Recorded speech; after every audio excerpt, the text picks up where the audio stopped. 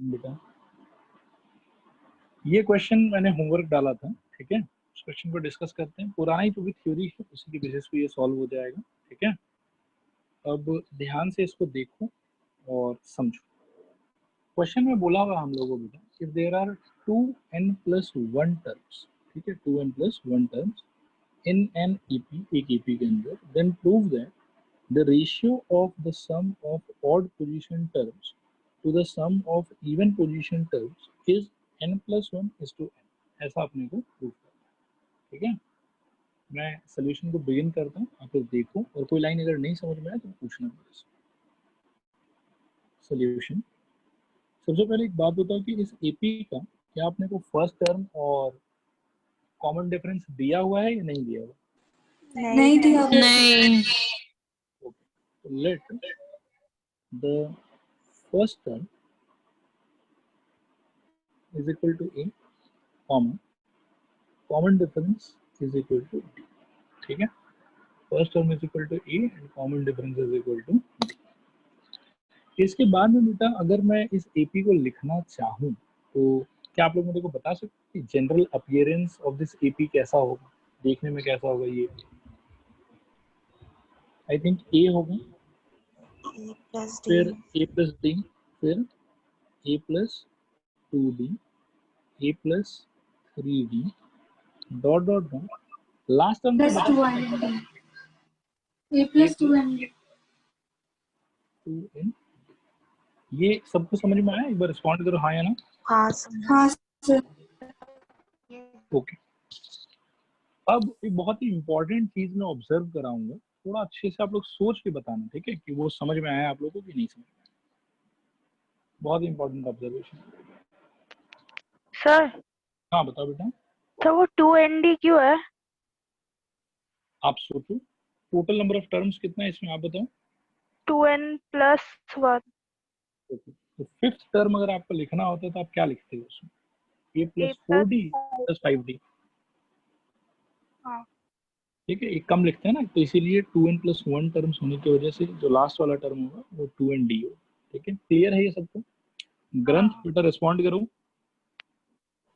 नहीं सर, समझा नहीं हम ये थोड़ा। कौन सा पार्ट बेटा? ये 2n+1 का 2nd कहाँ से आया सर? मतलब अच्छा a प्लस n-1d होते ना, तो +1 और -1 वो हो गया क्या? परफेक्ट परफेक्ट, एकदम हो गया। ओके सर, ठीक है। हाँ सर। कहते तो थोड़ा सा डिटेल में लिख देते हैं, 2n+1 -1d। अभी 1 क्या है कि कैंसल आउट हो गया और बचा अपने पास में a प्लस 2n, ठीक है। अब क्लियर है सारे स्टूडेंट्स को? यहाँ तक प्लीज रिस्पॉन्ड करो एक बार हाँ या ना। हाँ सर क्लियर है सर, क्लियर है। ओके, अब बेटा अगर मैं इनको नंबरिंग के हिसाब से मार्क करूं तो जो सबसे पहला वाला ए मेरे को दिख रहा है वो मेरे को क्या लिखना चाहिए? T1 लिखना चाहिए। सेकेंड वाला ये मेरे को T2 लिखना चाहिए, ये T3 लिखना चाहिए, ये T4 लिखना चाहिए और डॉट डॉट डॉट ये लास्ट वाला मेरे को क्या लिखना चाहिए? T2n। 2n+1। क्लियर है सबको? रिस्पॉन्ड करो हाँ हाँ। ओके, हाँ हाँ। अब बेटा यहाँ पे थोड़ा आप सोचना कि अगर मैं बात करूं कि ऑड पोजीशन टर्म्स, अगर मैं इनका बात करूं तो मेरे को किसको किसको लेना चाहिए इस कैटेगरी के अंदर? T1, T3, T5 dot dot T2n+1, क्योंकि 2n+1 भी जो होगा वो भी एक ऑड नंबर ही होगा। हाँ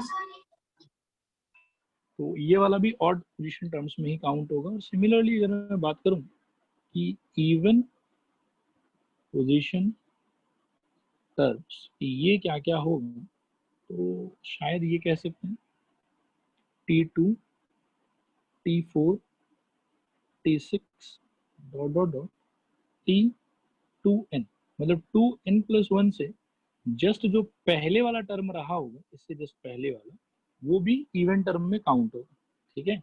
ये बताओ आया समझ कि नहीं आया समझ? हाँ सर, समझ। क्लियर है ये वाला सीखो? Okay, alright. अब बेटा ध्यान से थोड़ा एक चीज सोच के बताना मेरे को, यहाँ पे टोटल नंबर ऑफ टर्म कितना होगा और यहाँ पे टोटल नंबर ऑफ टर्म कितना होगा? फर्स्ट वाले ग्रुप के अंदर में टोटल नंबर ऑफ टर्म कितना होना चाहिए और सेकेंड वाले ग्रुप के अंदर में टोटल नंबर ऑफ टर्म कितना होना चाहिए? इक्वल होगा सर। निकालना पड़ेगा ना।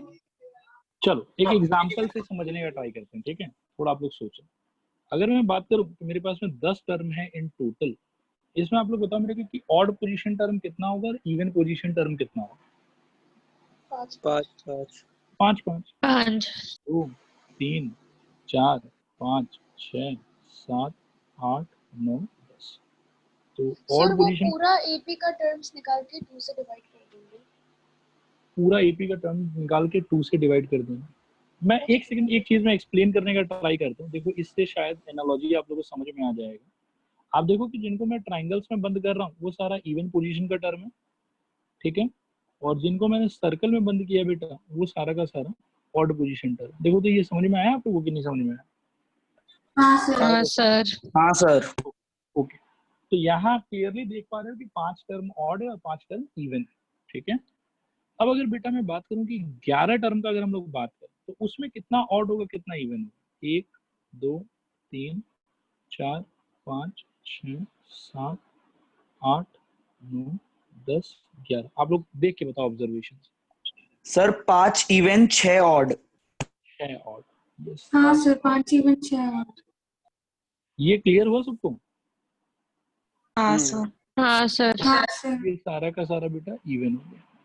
अब इसमें मैं आपको बताना क्या चाह रहा हूँ कि अगर total number of term odd होगा ना, टोटल नंबर ऑफ टर्म, उस टाइम पे ऑड टर्म जो है वो इवन टर्म से एक ज्यादा होगा, ठीक है? और अगर सर एक बार रिपीट करिए ना। हाँ मैं बोल रहा हूँ एकदम ध्यान से सोचना इस चीज को। हाँ बहुत ही क्रूशियल चीज है, ये नहीं समझ में आया तो ऊपर वाला नहीं समझ में आएगा। मैं कह रहा हूँ कि अगर टोटल नंबर ऑफ टर्म अगर इवन है ना मेरा, जैसे यहाँ पे टोटल नंबर ऑफ टर्म 10 है मेरे पास में, तो आधा जो है वो ऑड टर्म्स होगा और आधा इवन टर्म्स होगा, 50-50 5-5। लेकिन अगर टोटल नंबर ऑफ टर्म बेटा आपका ऑड है तो उस टाइम पे क्या है कि ऑड टर्म्स जो है उसका क्वांटिटी एक ज्यादा होगा इवन टर्म्स के मुकाबले, ठीक है? समझ गया सर। ऑड जब भी आपका टोटल नंबर ऑफ टर्म का काउंटिंग ऑड होगा तो ऐसा होगा कि लास्ट टर्म को अगर आप एक बार छोड़ देते हो तो शुरू से लेके लास्ट के पहले वाले तक में तो आधा आधा हो जाएगा कि 5 ऑड और 5 इवन। और उसके बाद में नेक्स्ट टर्म जो आप इंक्लूड कर रहे हो वो ऑड है तो वो ऑड वाले को +1 कर देगा और इवन वाला अभी भी कितना रहेगा? 5 ही रहेगा। देखो ये आया समझ कि नहीं आया समझ? हाँ सर। आ गया सर। ये क्लियर है सबको? एक बार और रिस्पॉन्ड करो हाँ या ना। हाँ सर। हाँ सर, अगर total number of terms even हुआ तो सब सेम होगा, बस ऑड होने से ज्यादा हो गए। ऑड होने से ऑड खुद ज्यादा हो जाएगा, यस। आप कभी भी ऑब्जर्व कर सकते हो। देखो जैसे मानो कि अगर मैं 4 टर्म लूं, ठीक है, कि 1 2 3 4, तो आप देखो कि 2 इवन है 2 ऑड। लेकिन वहीं पे अगर मैं 5 टर्म ले लूं बेटा तो क्या होगा? देखो 1 2 3 4 5, ठीक है? तो इवन तो 2 ही है अभी भी, ऑड लेकिन एक बढ़ गया, ठीक है? बच्चों बताओ आया सर समझ? लेकिन ये तो तभी पॉसिबल होगा ना जब हम लोग सारा नेचुरल नंबर्स लेगा। अच्छा एपी में तो सारा वही होता है। ठीक है सर। हाँ सर, हाँ सर।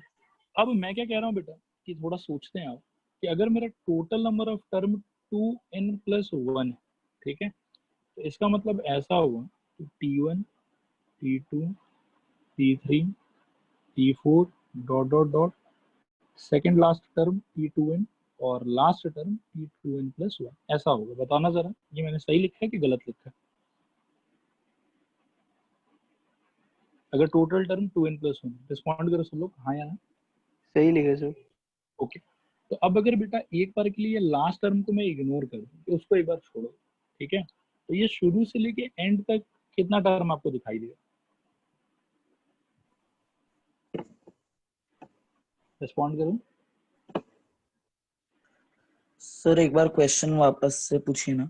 हाँ मैं पूछ रहा हूँ, मैं कह रहा हूँ कि टोटल नंबर ऑफ टर्म बेटा 2n+1 है, ठीक है? हाँ सर। तो टर्म को अगर मैं लिखना चाहूँ कि क्या होगा तो T1 होगा, T2 होगा, T3 होगा, T4 होगा, डॉट डॉट डॉट T2n होगा और T2n के बाद वाला T2n+1 होगा।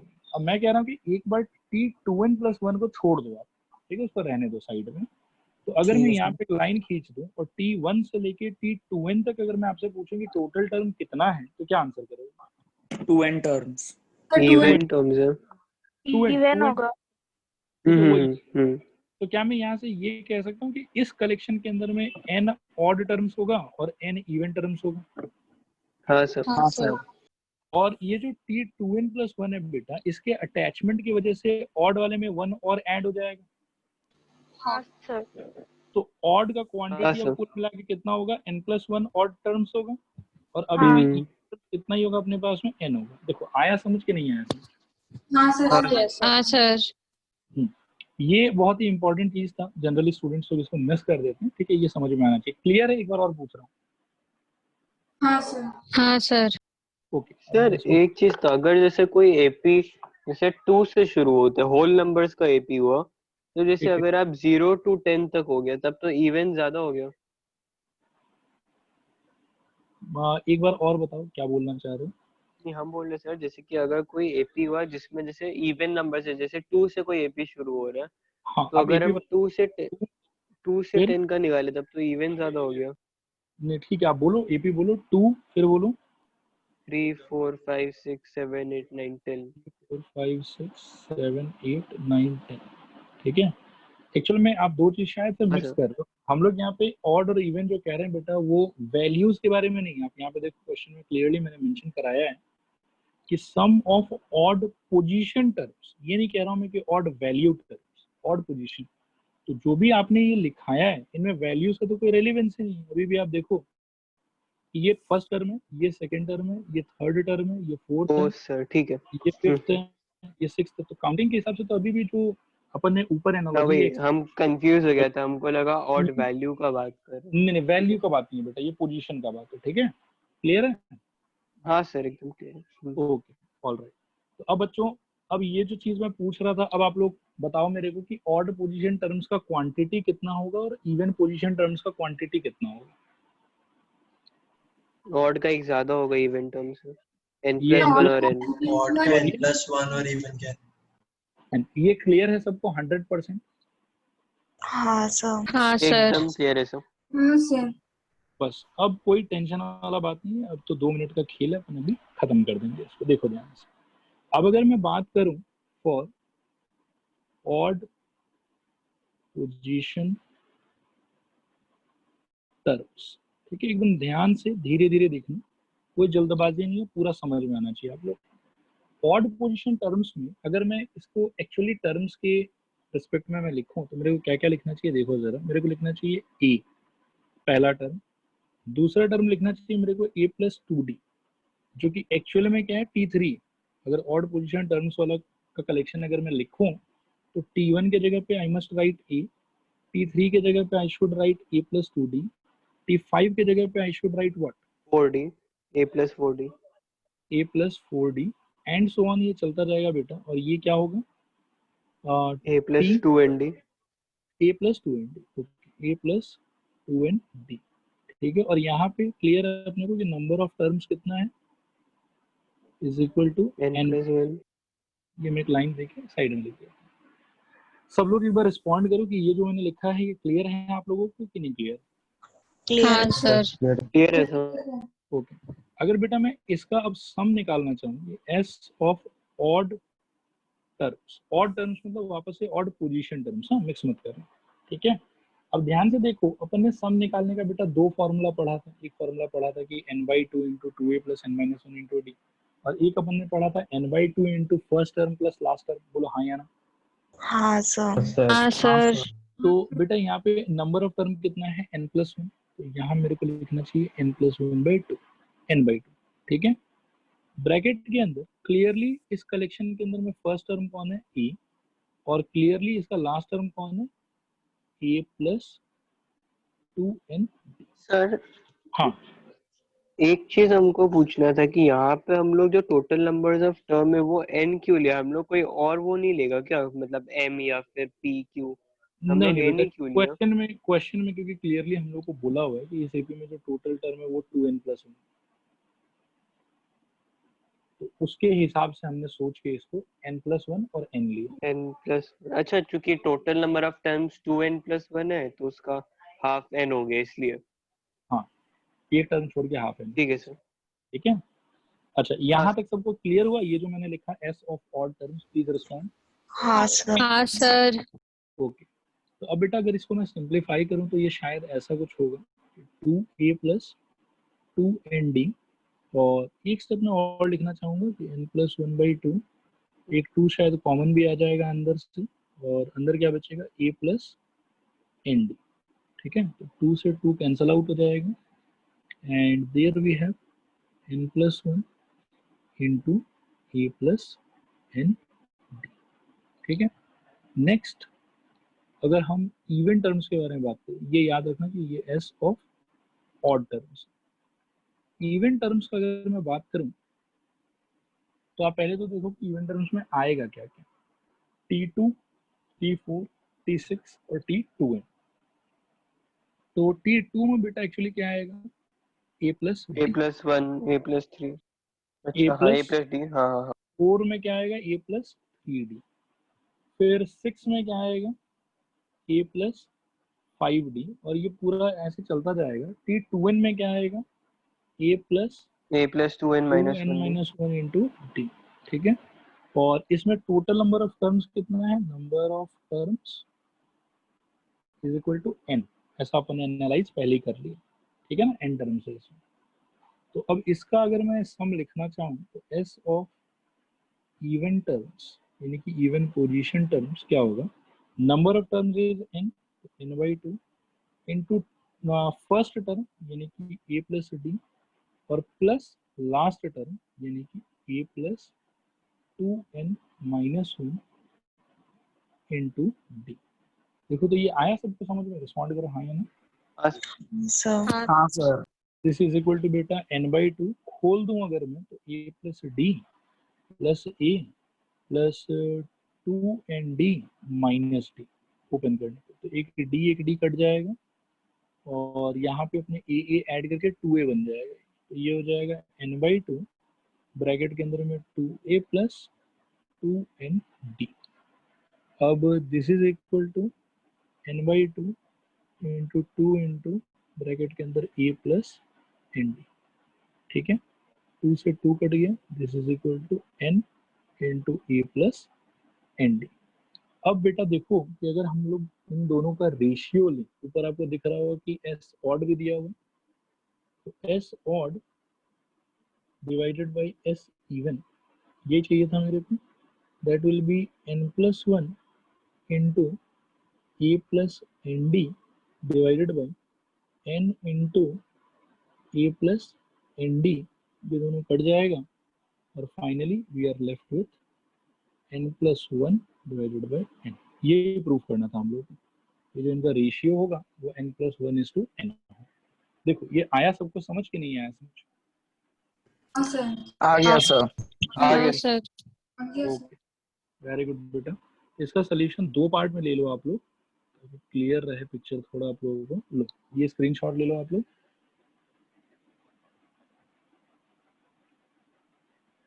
डन। हाँ सर। सर। नेक्स्ट बेटा अब बाकी बचा हुआ पार्ट में ले लो इसका स्क्रीनशॉट।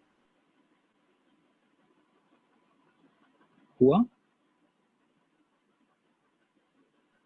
हाँ सर हो गया। हाँ सर। Okay, alright. अब बेटा नेक्स्ट क्वेश्चन देखते हैं, ठीक है। तो इसके अंदर में मोर और लेस आप ऐसा समझो कि जितना भी प्रूव दैट वाला कैटेगरी का अच्छा अच्छा क्वेश्चन था वो सारा कंप्लीट हो गया। अब थोड़ा सा प्रैक्टिकल कैटेगरी का क्वेश्चंस बाकी है, वो सब हम लोग सारा का सारा देखेंगे, ठीक है। नेक्स्ट क्वेश्चन मैं आप लोग की स्क्रीन पे लिखता हूँ। ये क्वेश्चन थोड़ा अच्छे से ट्राई करेंगे हम लोग, देखते हैं कि आप लोग इसको आइडेंटिफाई कर पाते हो कि नहीं। बहुत अच्छा क्वेश्चन है बेटा, मतलब मजा आएगा, बोरियत नहीं फील होगा आप लोग को इस क्वेश्चन के अंदर। In an AP, if the first term is 2 and the sum of first 5 terms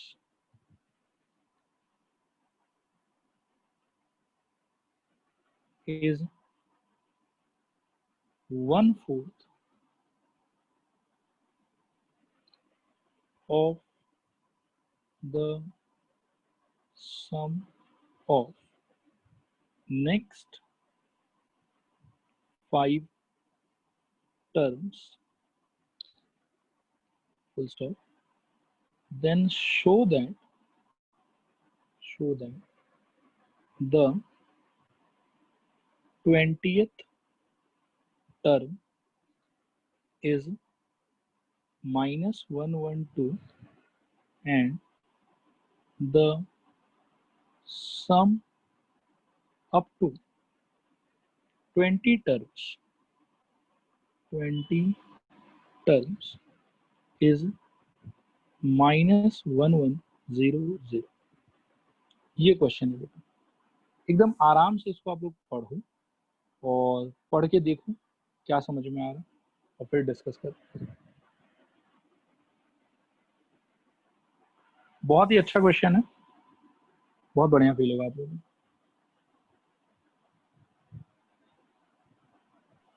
sir एक बार थोड़ा राइट, हाँ ठीक है। हाँ सर समझ गया। समझ गए, ठीक है। क्या इसमें फर्स्ट टर्म दिया हुआ स्टूडेंट्स हम लोग रिस्पॉन्ड करें? हाँ सर। कितना दिया हुआ? 2 और कॉमन डिफरेंस नहीं दिया हुआ सर। नहीं दिया। ओके, अब एक बहुत ही क्रूशियल, बहुत ही इंपॉर्टेंट लाइन है यहाँ पे। इस लाइन का मेरे को मतलब बताओ आप लोग। Sum of first 5 terms is 1/4 of sum of next 5 terms. इसका S मतलब of 5 is equal to S 1/4 of S of 10 minus S of 5. Okay, pink वाली लाइन का मैं ये मीनिंग हाँ, लिख रहा हूँ, आप लोग बताओ मेरे को समझ में आ रहा है कि नहीं आ रहा है। According to question S of 5 is equal to 1/4 times of S of 10 minus S of 5। ये प्राचीन आंसर किया, करेक्ट है। आप लोग बताओ कि समझ में आया कि नहीं आया। नहीं आया तो मैं इसको एक्सप्लेन कर दूंगा पूरा।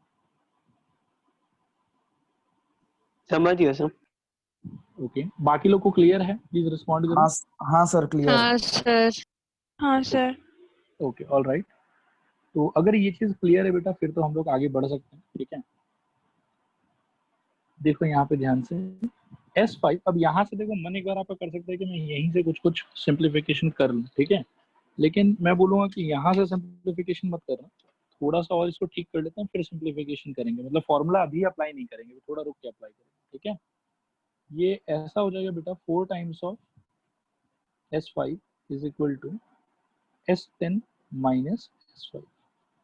This implies 5 times of S5 is equal to S of 10.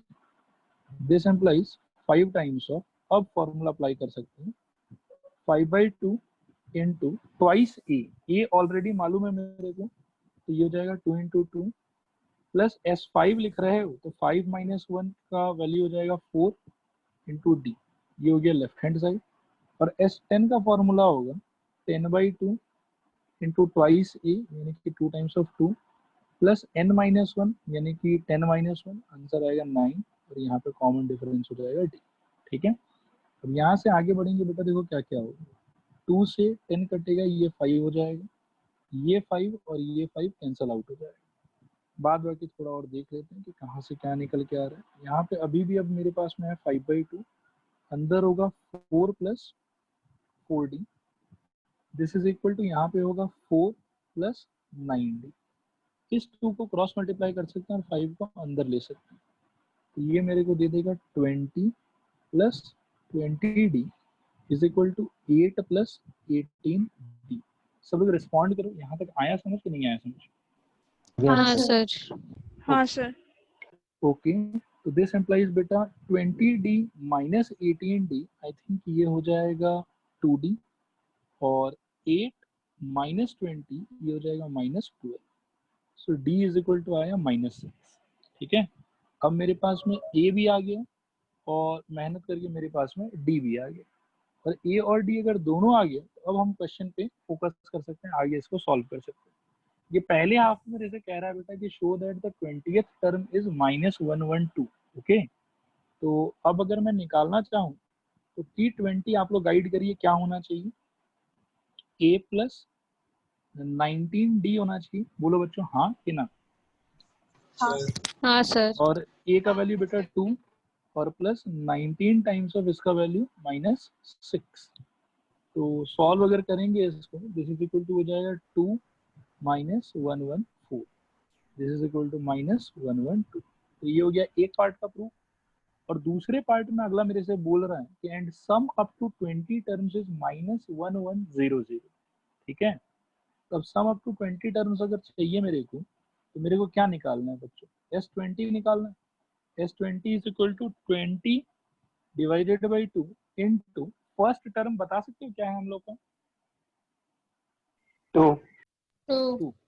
और लास्ट टर्म बेटा अभी अभी ढूंढा, T20 का वैल्यू कितना आया, -112, तो प्लस -112। तो देखो मैंने सर फॉर्मूला 2 वही into 2 नहीं होगा वो? अच्छा देखो हाँ दो ठीक है फॉर्मूला सर, है ना A अपने plus past. n minus 1D। हाँ समझ हाँ, गया।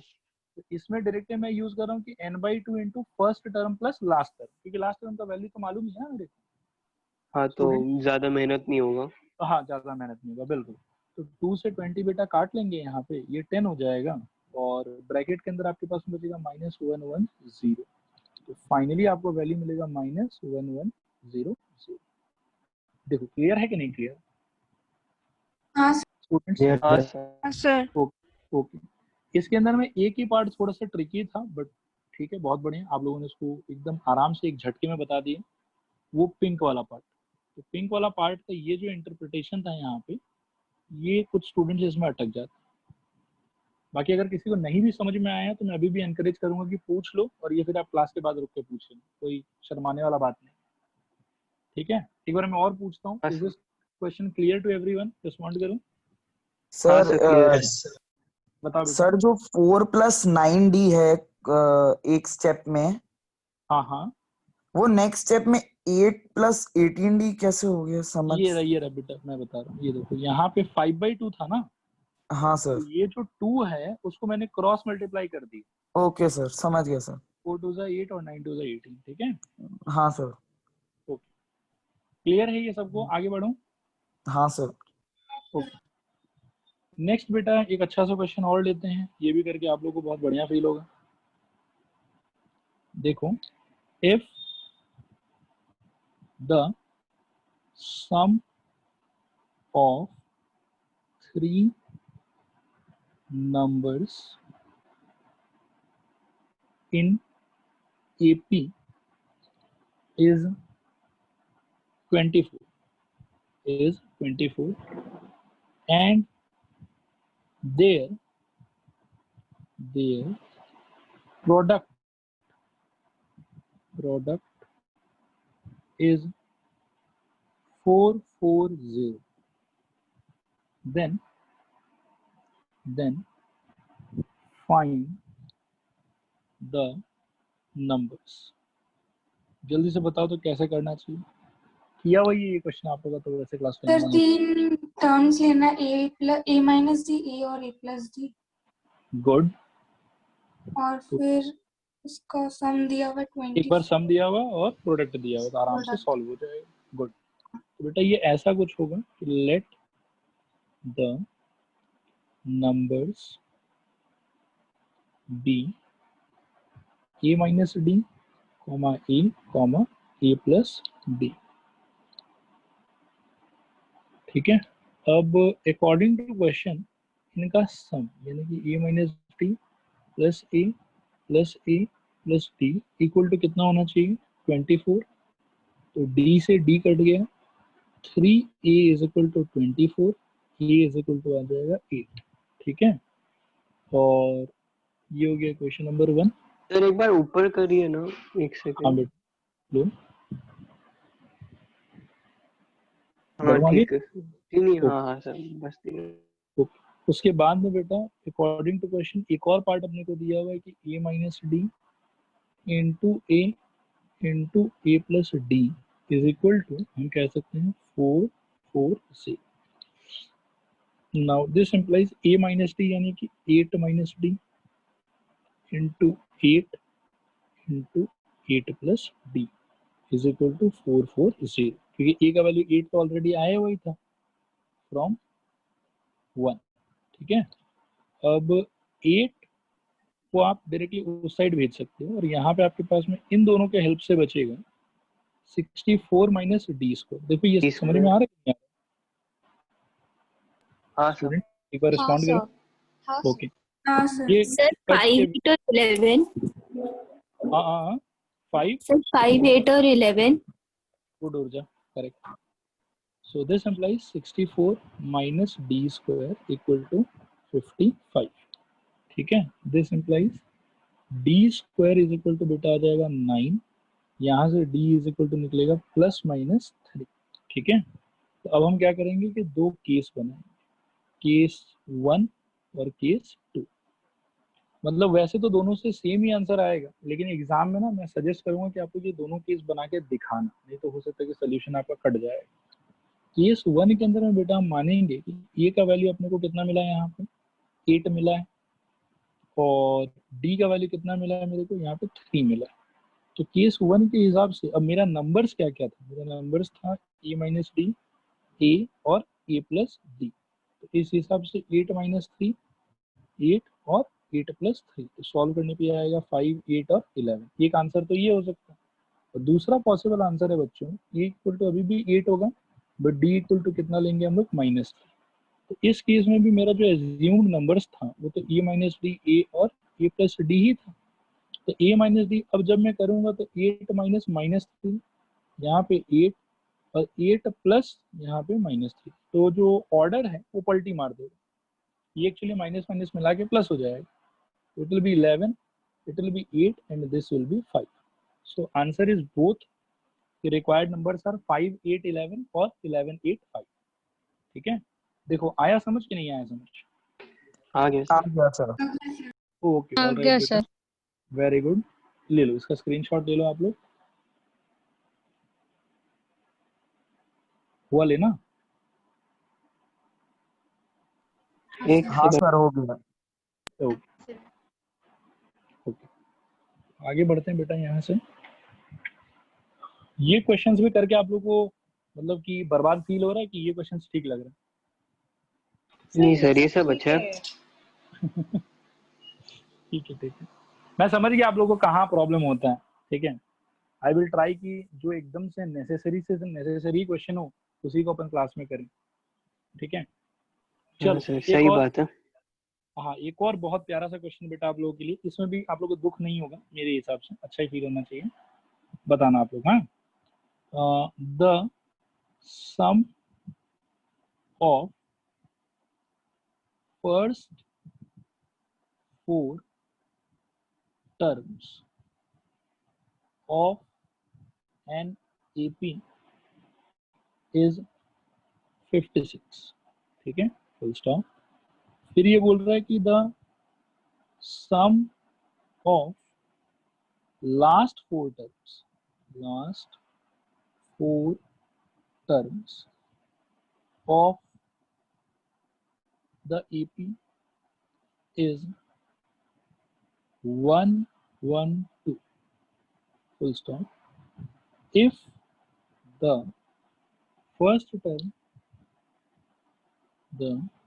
first term is 11, then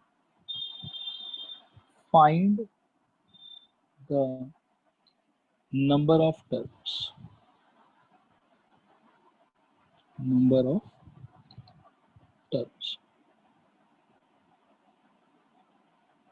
चलो मैं थोड़ा टाइम आप लोग को देता हूँ इस क्वेश्चन के साथ में स्पेंड करने के लिए, एक around 30 seconds.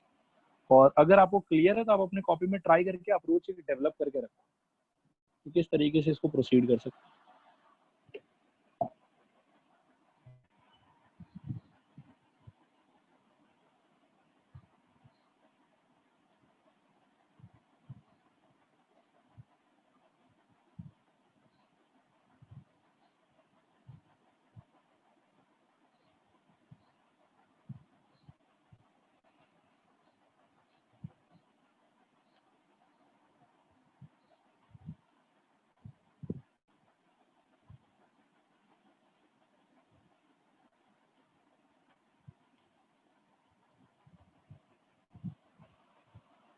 Any idea students, कैसे क्या करना चाहिए हम लोगों को?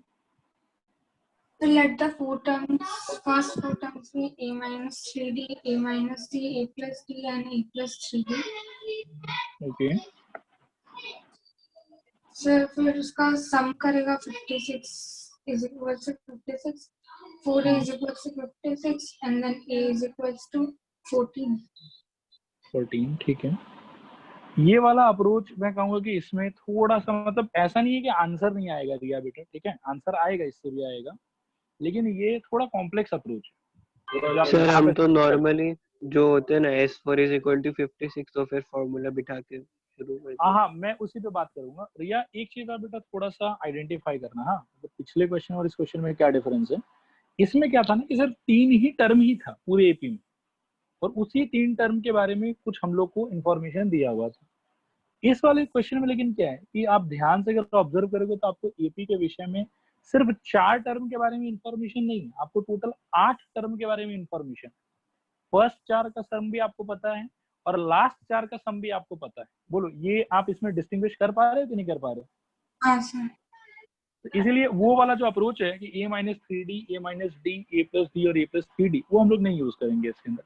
अगर ऐसा होता कि सिर्फ 4 ही टर्म होता ना और उसी के बारे में बहुत सारा इंफॉर्मेशन होता, जैसे उनका सम पता होता, प्रोडक्ट पता होता, एंड सो, तो हम लोग वो अप्रोच यूज करते। बट यहाँ पे आई डोंट थिंक कि वो ज्यादा कुछ हम लोग को बेनिफिट करेगा। रिया, क्लियर हुआ बेटा? हाँ सर। ओके, अब बेटा करते हैं इसको प्रॉपर्ली कि कैसे हम लोग को सॉल्व करना चाहिए। ध्यान से आप लोग देखो, बहुत इजी है, डिफिकल्ट नहीं। सोल्यूशन, फर्स्ट टर्म तो शायद दिया हुआ ही है मेरे को, a is equal to it is 11, common difference missing है, थोड़ी देर के लिए मान लेते हैं उसको d। अब अकॉर्डिंग टू क्वेश्चन पहले हाफ में तो मैं शायद ये बोलना चाहूंगा कि t1 plus t2 plus t3 plus t4 इन सारे का वैल्यू मेरे को 56 दिया है। तो अगर इनको खोल दे बेटा तो a plus d plus a plus 2d plus a plus 3d, this is equal to 56। This implies a count कर लो कितने बार है, 1 2 3 4 बार, ठीक है। तो 4 इंटू a, और a का वैल्यू 11 है तो शायद ये 4 इंटू 11 हो जाएगा, प्लस d को अगर आप देखते हो तो कितना, 6d इज इक्वल टू 56। सो यहाँ से बेटा हम अनुमान लगा सकते हैं कि दिस इम्प्लाइज इसका वैल्यू 44 उधर जाके सब्ट्रैक्ट होगा and it will give us 12। So 6d is equal to 12 and यहाँ से कह सकते हैं d इज इक्वल टू 2। क्या ये बात सबको समझ में आया? हाँ सर। हाँ हाँ सर। ठीक है, वेरी गुड। अब कोई मेरे को सजेस्ट करो कि ये जो सेकेंड इंफॉर्मेशन है ना कि सम ऑफ लास्ट 4 टर्म्स इज 112, इसको कैसे यूटिलाइज कर सकते हैं? सर सीक्वेंस को रिवर्स कर सर ए एन निकालने में। ओके सर सीक्वेंस रिवर्स करके जो वो बोला। एक सजेशन मेरे पास है, हाँ, आप लोग देखना इसमें, मतलब आप लोग बोलो, ये तो सपोर्ट करो या डिनाई करो, जो आप लोग को एप्रोप्रिएट लगे, ठीक है। T1 T2 T3 dot dot dot Tn, ठीक है। और Tn की जगह पे हम अगर चाहें तो एक और पॉसिबिलिटी हम लोग L लिख सकते हैं लास्ट टर्म। एक ही बात है, मैंने पहले भी कहा था कि nth टर्म बोलो या लास्ट टर्म बोलो, दोनों का मीनिंग सेम होता है। रिस्पॉन्ड करो, आ रहा है समझ कि नहीं आ रहा है समझ? हाँ सर। ओके, हाँ ऑलराइट। तो Tn के पहले वाला जो टर्म होगा बेटा वो क्या होगा?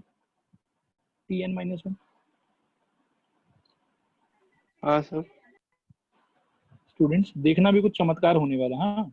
Tn माइनस 1 ये होगा इसके पहले वाला टर्म, ठीक है। अब मैं क्या बोल रहा हूँ कि Tn तो L है, ये बात तो ठीक है। Tn माइनस 1 को क्या मैं L माइनस D सोच सकता हूँ? सोचो तो। Yes sir. हाँ सर। ओके, उससे जो और पहले वाला टर्म होगा बेटा उसको हम लोग क्या सोच सकते हैं? L minus 2D। हाँ सर। और उससे जो और पहले वाला टर्म होगा उसको हम लोग और क्या सोच सकते हैं? L minus L minus 3D। 3D। ये आ रहा है समझ के नहीं आ रहा है समझ? हाँ सर। R S. हाँ सर। और आपको लग रहा है बेटा कि इन्हीं 4 का सम हम लोग को दिया हुआ है, हाँ सर। हाँ सर। हाँ सर। तो ये एक अप्रोच, मतलब देखो दूसरा भी जो अप्रोच आप लोग बोल रहे हो कि nth टर्म निकाल लें उसको रिवर्स कर दें एंड सो उन सब से भी आंसर आएगा बेटा, बट सबसे जो एलिगेंट अप्रोच होगा यहाँ पे, सबसे जो बढ़िया अप्रोच होगा वो ये वाला होगा, अगर अंडरस्टैंडिंग क्लियर है, ठीक है। तो अब देखो मैं क्या लिखूंगा, now let the last term, और लास्ट टर्म और nth टर्म का मतलब सेम होता है, ये आप लोगों को पता है, लास्ट टर्म बी एल, ठीक है। तो according to question I can say कि एल यानी कि लास्ट टर्म प्लस उससे पहले वाला टर्म प्लस उससे और पहले वाला टर्म और प्लस उससे और पहले वाला टर्म, यानी कि लास्ट का 4 टर्म, इन चारों टर्म का सम बेटा मेरे को दिया हुआ है 112। बोलो हाँ या ना? हाँ सर। हाँ सर। ऑल राइट बेटा, एल कितने बारी आया यहाँ पे? 4 बारी, तो 4l minus D minus 2d minus 3d minus 6d, this is equal to 112। Just tell me is it correct और incorrect? Sir, correct. Sir correct. Okay all right बेटा, सो 4l माइनस d का value कितना है? 2, तो 6 into 2 कितना हो जाएगा? 12, 12 is equal to 112, 4l equal to 112 plus 12, ठीक है। फिर 4l is equal to 112 plus 12 124, ठीक है। और यहाँ से बेटा l is equal to 124 by 4 काट के अपने को मिल जाएगा 31। सो लास्ट टर्म का जो वैल्यू है वो कितना आ गया? 31। बोलो आया समझ के नहीं आया समझ? आ गया सर। ओके और l जो है बेटा वो अगर आपका लास्ट टर्म है तो क्या आप इसको nth टर्म भी सोच सकते हो सेम आदमी को? हाँ तो सर। अगर ब्रेक करते हो तो क्या आएगा यहाँ पे? a plus n minus 1 into d is equal to 31। a मेरे को मालूम है, a कितना दिया हुआ देख लो आप लोग, ये दिया हुआ मेरे हिसाब से 11, तो यहाँ आ जाएगा 11। टर्म का नंबर नहीं पता मेरे को लास्ट टर्म का, तो वो n माइनस 1 ऐसे ही अटक जाएगा। और d मैंने अभी थोड़ी देर पहले सॉल्व किया था, d मेरे आया था 2, तो यहाँ पे मैं लगा दूंगा 2 is equal to 31। So this implies बेटा n minus 1 into 2 is equal to 31 minus 11 20, n minus 1 is equal to 20 by 2 10 and n is equal to 11। बोलो आया समझ कि नहीं आया समझ? आ गया हाँ सर। सर। और n ही जो है वो हम लोग का टोटल नंबर ऑफ टर्म होगा। तो इसमें यही था कि ये जो अंडरस्टैंडिंग था ना कि लास्ट 4 टर्म का सम अगर दिया हुआ है तो nth टर्म को कैलकुलेट वगैरह नहीं करना, उसको बस l पकड़ लो और l पकड़ के हम लोग काम कर सकते हैं। ये अंडरस्टैंडिंग यहाँ पे इंपॉर्टेंट। देखो क्लियर हुआ कि नहीं क्लियर हुआ बताओ मेरे को? हाँ सर। हाँ सर। ओके ऑल राइट, तो बच्चों इसका स्क्रीनशॉट ले लो आप लोग।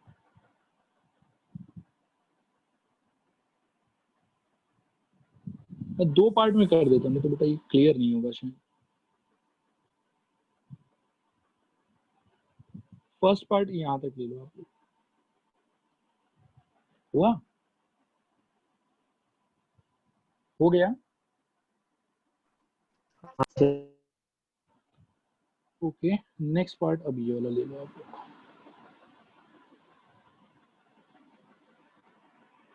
हो गया? हाँ सर हो गया। ओके ऑल राइट बेटा, अब एक इसी टाइप का थोड़ा सा थियोरेटिकल क्वेश्चन है। ये क्वेश्चंस में मतलब क्या है कि रहता है स्टैंडर्ड बुक्स के अंदर में, ठीक है। अच्छा ये क्वेश्चन आया समझ में सबको कि नहीं आया समझ में, ये बताओ? आ गया सर। हाँ सर आ गया सर। ओके ऑल राइट बेटा, तो अब हम लोग एक शानदार क्वेश्चन करते हैं।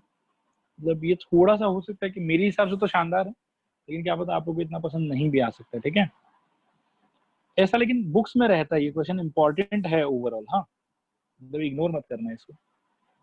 If a comma b comma c are in AP, ठीक है, then prove that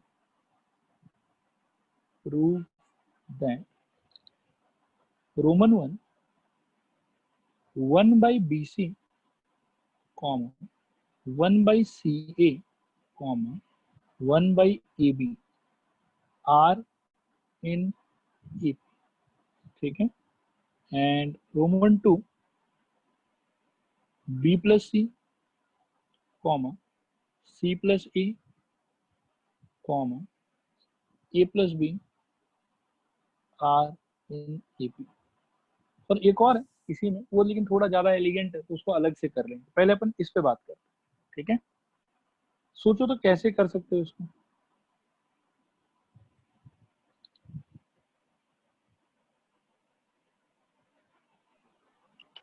सर हाँ बताओ बेटा। Sir dividing the numbers by ABC. ABC, perfect perfect, बहुत बढ़िया बेटा, करेक्ट है। और रीजन क्या देंगे बेटा?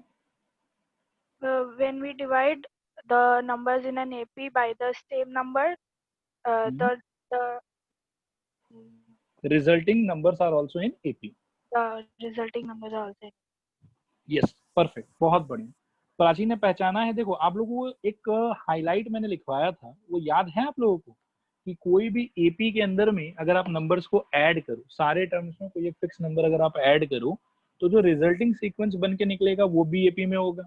सारे नंबर्स में से अगर आप कुछ सब्ट्रैक्ट करते हो तो भी रिजल्टिंग सीक्वेंस AP बनेगा, और सारे में कुछ अगर मल्टीप्लाई करते हो then also resulting sequence AP होगा, और सारे से अगर कुछ आप डिवाइड करते हो देन ऑल्सो रिजल्टिंग सीक्वेंस जो है वो AP होगा।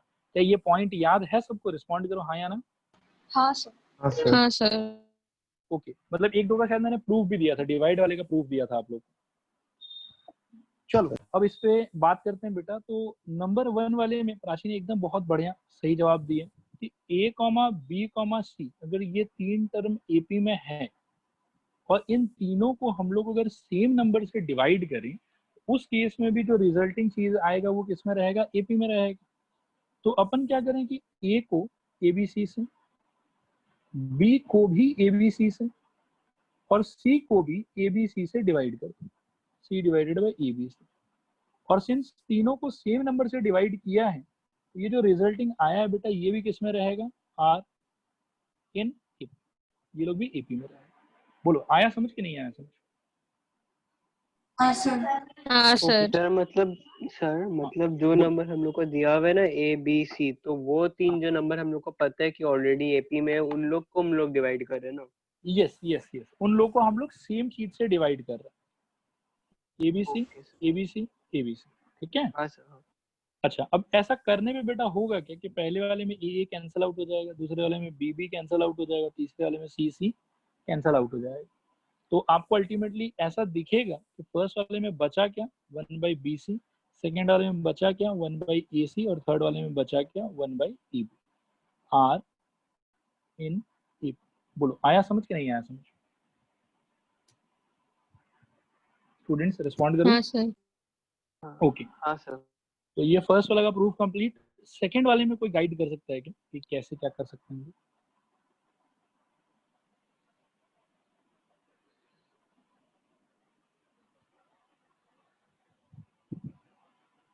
सर ये तो थोड़ा नहीं, मुझे पता था कि थोड़ा खराब लग सकता है, इसलिए मैंने पहले वार्न कर दी। मतलब वो होता है ना कि कोई चीजों में आगे डिस्क्लेमर लगा देता है। हाँ बताओ सर बेटा। ऐसा है क्या B minus A is equal to C minus B because they are in AP, then twice of B is equal to A plus C, फिर उसके साथ कुछ करके। रशिका बिल्कुल करेक्ट सोच रहा है बेटा, दैट इज वन अप्रोच, ठीक है? लेकिन एक्चुअल में ये जो हम लोग हाईलाइट जानते हैं ना AP का, कि अगर आप कोई एक नंबर का सेट है जो AP में है ऑलरेडी, उसको सेम नंबर से ऐड सब्ट्रैक्ट मल्टीप्लाई डिवाइड करने पे जो रिजल्टिंग सीक्वेंस होगा वो भी AP में होगा। अपन इसको यूज करने का ट्राई करें। आप जो सोच रहे हो that is correct method, but वो आपके कॉपी में 1.5-2 पेज ले लेगा, लंबा हो जाएगा बहुत। ठीक है? That approach is no doubt perfectly all right, perfectly correct. लेकिन सिंस हम लोग अब थोड़ा सा मैच्योर हो गए हैं, तो हम लोग को नया रास्ता ढूंढना चाहिए कि और कैसे शॉर्टर तरीके से इसको हम लोग प्रूव कर सकते हैं based on the results of the theory that we have learned. Okay चलो मैं सस्पेंस पर से पर्दा हटाता हूँ, ज्यादा कोई खास बात नहीं, सुनना ध्यान से। A, B, C सारे बच्चे मानते हैं R in AP। बोलो हाँ या ना। हाँ सर। हाँ सर। ओके अब मैं कह रहा हूँ कि सारे में से ना ऐसा करो कि कुछ कॉमन चीज सब्ट्रैक्ट कर दो। A माइनस बेटा A plus B plus C, comma B minus A plus B plus C, comma C minus A plus B plus C। ये लोग भी किस में होगा? R in AP। कह सकते हैं कि नहीं कह सकते हैं बताओ? हाँ कह सकते हैं सर।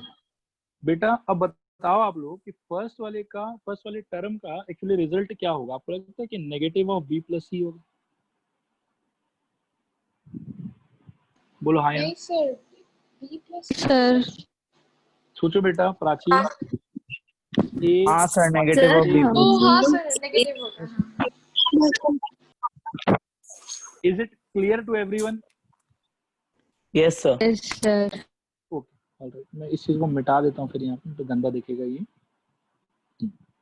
बेटा सेकेंड वाला आप लोग आइडेंटिफाई करो, क्या बचेगा? Negative of C plus C. A plus सी। और लास्ट वाला क्या बचेगा? Negative of A plus B. A plus A plus B. Okay, मैं ए प्लस बी लिख देता हूँ, A plus B. Is everyone comfortable with this are in AP? Yes sir. Yes, sir. अब मेरा कहना है बेटा कि सबको -1 से मल्टीप्लाई कर दो, तो जो आएगा वो भी तो एपी में ही होना चाहिए। तो कह सकते हैं कि b plus c into a plus सी और comma a plus b are in AP. बताओ आया समझ के नहीं आया? हाँ सर। हाँ सर हम सर। लोग इसे ऐसे भी कर सकते हैं क्या कि ए को हम लोग x ले लेंगे, b को x प्लस वाई और c को x प्लस 2y, फिर ऐड कर देंगे तो एपी में आ जाएगा वो। बिल्कुल बेटा, वो भी कर सकते हैं, लेकिन फिर वही बात है कि उसमें भी उतना ही टाइम लगेगा जितना रशिका वाले अप्रोच में लगेगा। मतलब आपको कैलकुलेशन बहुत करना पड़ेगा, बेसिकली पॉइंट वो। हाँ सर। ठीक है, अच्छा ये सब लोग ईमानदारी से बताओ कि ये क्लियर है दोनों क्वेश्चन? हाँ सर, समझ गए। ओके ओके ऑलराइट बेटा, आप लोग पहले तो इसका स्क्रीनशॉट ले लो, फिर इसी के बेसिस पे एक और एलिगेंट प्रॉब्लम है, वो प्रॉब्लम मैं देता हूँ आप लोग को, उसको पहले तो देखो, निहारो, और उसके बाद में अगर अप्रोप्रिएट लगा तो आज करेंगे, नहीं तो मैं होमवर्क डाल दूंगा उसको। हो गया? हो गया सर। हो गया। ओके, अब बेटा नेक्स्ट क्वेश्चन लेते हैं, बहुत ही प्यारा question. If a times of 1/b प्लस 1/c comma b times of 1/c प्लस 1/a comma c times of 1/a प्लस 1/b, ठीक है, are in AP, are in AP, then prove that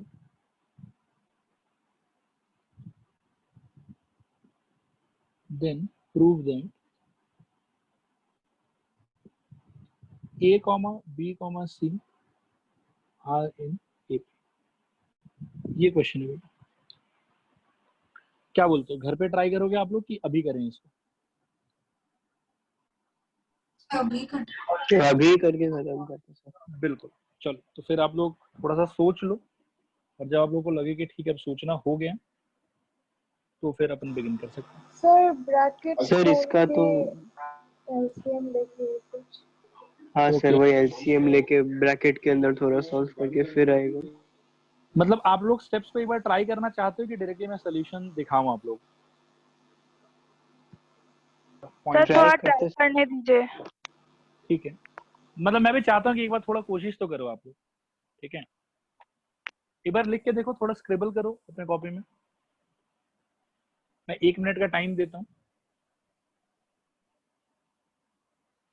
कोई अगर इसको इमेजिन कर पाया अप टू लास्ट स्टेप, तो it will be a very big deal, मतलब लिटरली फिर आपको ये सब पूरा चीज समझ में आने लग गया अच्छे से, दैट विल इंडिकेट।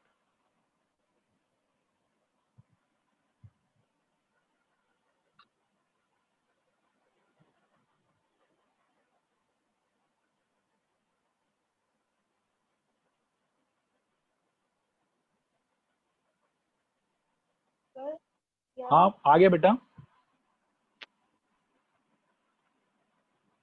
प्राची हो गया क्या?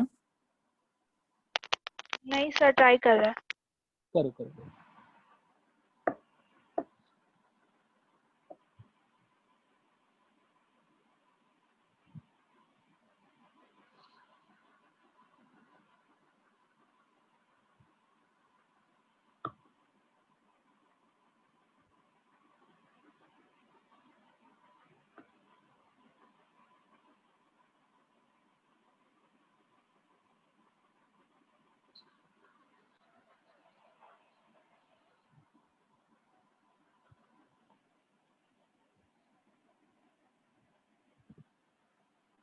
Current discuss? हाँ सर। हाँ सर। ओके, आओ देखते हैं बेटा।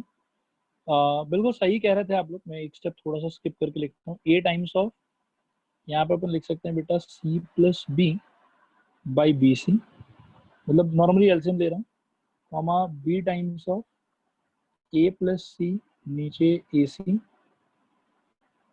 फिर ये कॉमा c टाइम्स ऑफ नीचे ए बी और ऊपर आ जाएगा a प्लस, ठीक है। ये किस में होगा? r इन ए पे। आई होप ये सबको समझ में आ रहा होगा। फिर हाँ मैं क्या सजेस्ट कर रहा हूँ कि a को अंदर ले लो, b को अंदर ले लो, c को अंदर ले लो, तो क्या दे देगा ये आपको? A C plus A B by B C, comma B A plus B C by A C, comma C A plus C B by A B are in A P. I hope ये समझ में आया होगा। Respond करो हाँ या ना। Sir हाँ हाँ, बताओ बेटा। सर इसके हाँ, बाद minus a b minus b c minus c a by B c होगा, ए बी सी होगा ना? नहीं, इसके बाद ही सबसे ट्रिकी स्टेप है बेटा। वो अगर अप्रोप्रिएटली नहीं लगाया तो आंसर अटक जाएगा। इसके बाद स्टेप ये है बेटा कि आप देखो कि काफी सिमेट्रिक स्ट्रक्चर जनरेट हुआ है। हाँ, आप देखो कि तीनों में A B plus B C plus C A लिखा हो, A B plus A C by B C, B C नीचे चला गया है इसमें, ए बी बी सी ए सी नीचे है, ए बी नीचे है, बी सी ए सी ऊपर। तो मैं क्या सोच रहा हूँ कि अगर सब में 1 ऐड कर दिया जाए तो आप देखो कि a B plus A C by A b, हाँ ए बी नहीं sorry, by B C plus 1, comma a B plus B C by A C plus 1, comma b C plus A C by A B plus 1। और ये भी किस में होगा? ये होगा आर इन ए। रिस्पॉन्ड करो तो ये समझ में आया कि नहीं आया? हाँ सर। हाँ सर। और ये इसमें स्टार लगा देता हूँ मैं, यही सबसे क्रूशियल स्टेप है। ओके, इसके बाद बहुत इजी है बेटा, अब एकदम क्लियरली दिखाई पड़ेगा। अब एलसीएम ले लो, तो ऊपर आपको तीनों में मिलेगा A B plus B C plus A C by B C, इसमें मिलेगा A B plus B C plus A C by A C, और इसमें भी मिलेगा A B plus B C plus A C by A C, are in A P. Respond करो, आया समझ के नहीं आया समझ? सर ये लास्ट वाला ए बी होगा नीचे। नीचे a b, oh thank you बेटा, गलती हो रहा था, हड़बड़ी में थोड़ा सा गलत लिख दिया मैंने। ए बी, यस करेक्ट है। अब बताओ आप लोग कि ये आया समझ कि नहीं आया समझ? हाँ ये तो आ गया। अब ऐसा सोचो कि सबका न्यूमरेटर में जब A B plus B C plus A C दिखाई दे रहा है तो उससे डिवाइड कर दो सारे को, तो आपको क्या मिलेगा? 1 by B C, comma 1 by A C, comma 1 by A B, are in A P. बोलो आया समझ कि नहीं आया समझ? हाँ आ गया। ओके, लास्ट स्टेप बेटा, सबको ए बी सी से मल्टीप्लाई कर लो, ठीक है। तो फर्स्ट वाले को जब करोगे तो it will be a, second वाले को करोगे it will be b, third वाले को करोगे हाँ इट विल सर हो गया। Sir b. समझ गया। क्लियर हुआ? मजा आया आप लोगों को? हाँ सर। हाँ सर आ गया। तो बढ़िया ये था। एक एलिगेंट प्रॉब्लम था इस वाले थॉट पे बेस्ड, ठीक है। स्क्रीनशॉट ले लो इसका भी आप लोग।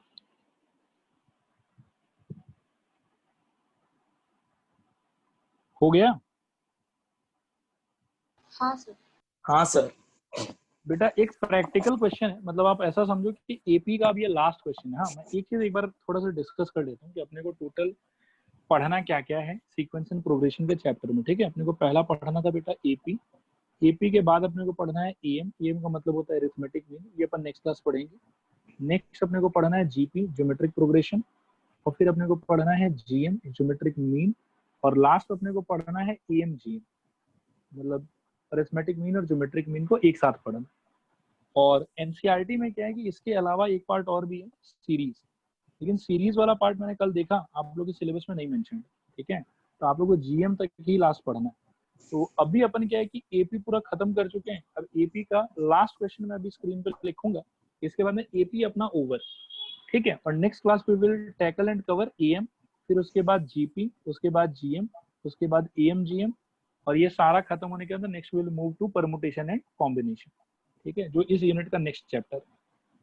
बच्चों ये स्ट्रेटेजी समझ में आया आप लोग को? रिस्पॉन्ड करो हाँ या ना। हाँ सर। आ गया सर। ओके, तो अभी बेटा एपी का लास्ट क्वेश्चन करवा रहा हूँ मैं आप लोग को। ठीक है, ये क्वेश्चन मैं पहले कह देता हूँ कि होमवर्क रहेगा, आप लोग ट्राई करके आना। ठीक है, और फिर अगले क्लासेस को डिस्कस कर लेंगे। इजी क्वेश्चन है बट फिर भी थोड़ा सा दिमाग खाऊ है, कभी कभी मतलब नहीं भी बनता। ठीक है, सुनो ध्यान से। Ram buys a scooter। ठीक है, एक स्कूटर खरीदता है वो फॉर ₹22,000, 22,000। काफी सस्ता था उस जमाने में स्कूटर, 22,000 में आ जाता था। ही page ₹4,000 cash and agrees to pay the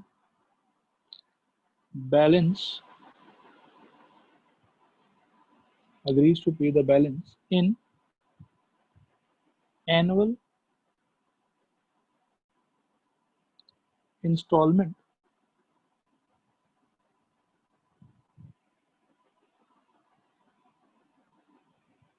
of ₹1,000 plus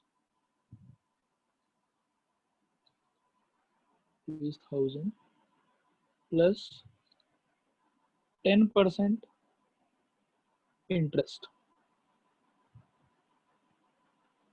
ठीक है, plus 10% interest on the unpaid amount। On the unpaid amount, how much